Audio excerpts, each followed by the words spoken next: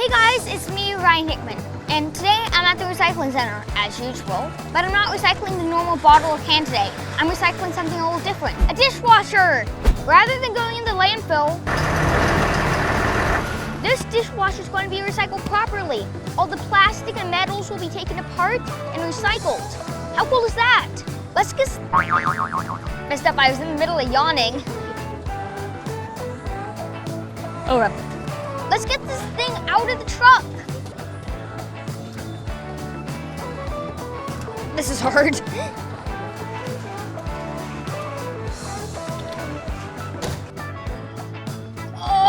This is so heavy. Oh my gosh. What? Child labor laws. I can't lift that.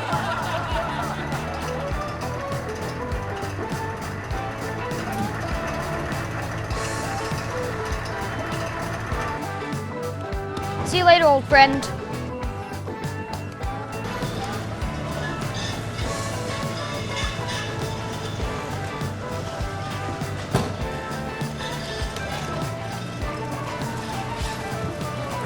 Next time you have an appliance that breaks down, check with your local recycling center to see if they can take it and recycle it properly. Bye, everybody.